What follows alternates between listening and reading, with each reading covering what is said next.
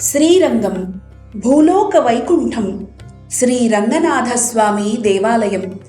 రంగరంగ రంగపతి రంగనాథ నీ సింగారాలే తెరచాయే శ్రీరంగనాథ అంటూ తిరుమలలో వినిపించే అన్నమయ్య గానం అమృతమయం. మరి ఆ రంగనాథుడు కొలువై ఉన్న శ్రీరంగం గురించి మనం తెలుసుకుందామా? శ్రీరంగం 108 విష్ణు దివ్య దేశాలలో మొదటిది. దక్షిణ భారతదేశంలో పురాతనమైనది మరియు ప్రముఖమైన వైష్ణవ ఆలయంగా ప్రాచుర్యం పొందినది. ఈ ఆలయం భారతదేశంలోని అతి ముఖ్యమైన మరియు అతి పెద్ద దేవాలయాలలో ఒకటి. ఈ దేవాలయం 156 ఎకరాల విస్తీర్ణంలో కావేరీ నదిలో కొలిరూన్ లేదా కొల్లెందల ద్వారా రూపుదిద్దుకున్న ఒక చిన్న ద్వీపంలో ఉంది. తమిళనాడులోని తిరుచానపల్లిలో శ్రీరంగం నగరంలో రంగనాయకి అమ్మవారితో కొలువై ఉన్న శ్రీరంగనాథస్వామి ఆలయం విష్ణువు యొక్క రూపమైన రంగనాథ భగవానుడికి అంకితం చేయబడిన హిందూ దేవాలయం. దీనికి తిరువంగం అని కూడా పేరు ఉంది. 7 ప్రహరీలు ఉన్నాయి. ఈ ప్రహరీలు దృఢమైనవి, భారీ బురుజులున్న గోడలతో నిర్మించబడ్డాయి. ఆలయ గర్భగుడి చుట్టూ ఇవి ఆవరించి ఉంటాయి. శ్రీరంగం ఆలయ 7 ప్రాకారాలతో 21 గోపురాలతో విరాజిల్లుతున్నది. ఈ ఆలయంలో అనేక చిన్న గోపురాలు కూడా ఉన్నాయి. వీటిలో ప్రతి ఒక్కటి హిందూ పురాణాలను వర్ణించే శిల్పాలతో అలంకరించబడి ఉన్నాయి. ఈ గోపురాన్ని రాజగోపురం అంటారు. దీని ఎత్తు 236 అడుగులు.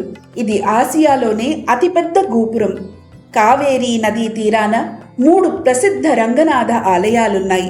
ఇవి ఆదిరంగడు, మైసూర్ సమీపంలో శ్రీరంగపట్టణంలోని రంగనాథ స్వామి మందిరం, మధ్యరంగడు, శివసముద్రంలో రంగనాథ స్వామి మందిరం, అంత్యరంగడు, శ్రీరంగంలోని రంగనాథ స్వామి ఆలయం.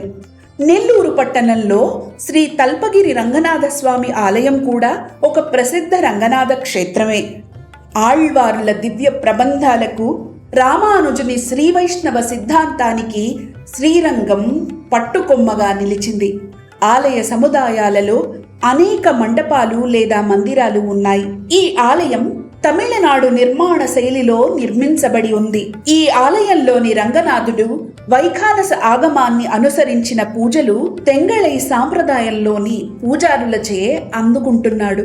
ఈ గుడి గురించి ప్రాచీన తమిళ సాహిత్యమైన దివ్య ప్రబంధంలో వివరించారు.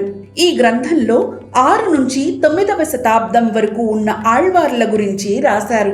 ఇక్కడ గర్భాలయంలో కొలువయ్యున్న శ్రీరంగనాథుణ్ణి శయనించి ఉన్న ఆ రంగమూర్తికి పెరియ పెర్మాళ్ అని పేరు, ఉత్సవమూర్తికి నంబెర్మాళ్ అని పేరు. శ్రీరంగం ప్రధాన గోపురం 11 అంతస్తులతో నిర్మించబడి ఉన్నది. తమిళుల నెల మార్గళి డిసెంబర్ నుండి జనవరి వరకు జరిగే ఉత్సవాలలో దాదాపు 10 లక్షల మంది పాల్గొంటారు.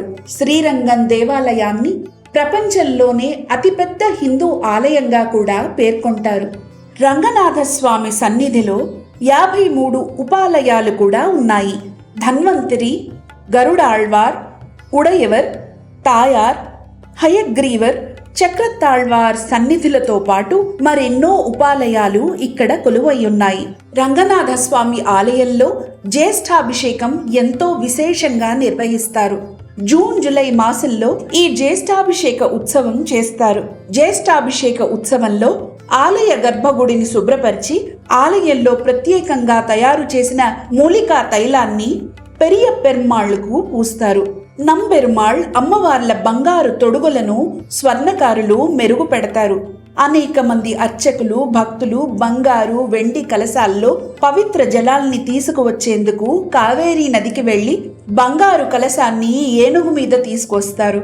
ఈ ఉత్సవం ఎంతో కన్నుల పండుగగా జరుగుతుంది. ఈ శాసనం ఆ బంగారు కలశం మీద తెలుగు భాషలో చెక్కించి ఉంది. ఆలయంలో ఉన్న వెండి పాత్రల్ని కూడా పవిత్ర కావేరీ జలాలతో నింపి ఆలయానికి తీసుకువస్తారు. కావేరీ నుంచి ఆలయానికి వచ్చే మార్గంలో వేద మంత్రోచ్చారణలు హోరెత్తిస్తాయి.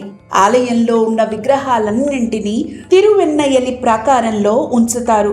విగ్రహాల నుంచి బంగారు తొడుగుల్ని తొలగించి జీయర్ స్వామివారు వదుల దేశికర్ స్వామికి అప్పగిస్తారు. ఆ తరువాత తొడుగులకు స్వర్ణకారుడు మెరుగు పెడతారు. భక్తులు పూజించుకున్న తర్వాత సాయంత్రం తిరిగి తొడుగుల్ని అలంకరిస్తారు. పవిత్రోత్సవం నిత్యం నిర్వహించే పూజలలో సంభవించే లోపాలు సరిదిద్దేందుకు ఈ ఉత్సవాన్ని తమిళ మాసమైన అని అంటే ఆగస్టు సెప్టెంబర్ మధ్యలో పూజాదికాల్లో దోషాలను తొలగించేందుకు యజ్ఞోపవీతాన్ని స్వామివారికి అలంకరించేందుకు నిర్వహిస్తారు. ఈ ఉత్సవాన్ని 2 రోజుల పాటు నిర్వహిస్తారు. మొదటి రోజున ఉత్సవ విగ్రహానికి యాగశాలలో 365 సార్లు తిరువర్ధనం జరుపుతారు. రెండవ రోజు గర్భగుడిలోని దేవతామూర్తులందరి కోసం 1008 సార్లు తిరువర్ధనం జరుపుతారు. ఈ ఉత్సవ సమయంలో భక్తులందరూ పవిత్రమైన నూలు దారాల దండను దేవతామూర్తులకి అలంకరింపజేస్తారు. రంగనాయకి అమ్మవారు ఈమె శ్రీరంగంలోని శ్రీరంగనాథ స్వామి ఆలయానికి అధిష్టాన దేవత. రంగనాథ స్వామి వారి భార్య. అమ్మవారు లక్ష్మీ స్వరూపంగా ఇక్కడ వెలిసి ఉన్నారు. రంగనాథుడు విష్ణు స్వరూపంగా ఉన్నారు. ఆమెను రంగనాయకి నాచియార్, పెరియ పిరాట్టి, తాయార్ అని కూడా పిలుస్తారు. శ్రీ వైష్ణవ సాంప్రదాయం ప్రకారం ఆమె స్వయంగా రంగనాథునికి సహసమానంగా పరిగణించబడుతుంది. భూలోక వైకుంఠంగా భాసిల్లుతున్న శ్రీరంగనాథస్వామి దివ్యక్షేత్రం శ్రీరంగం గురించిన మరిన్ని విశేషాలు మరొక వీడియోలో తెలుసుకుందాం.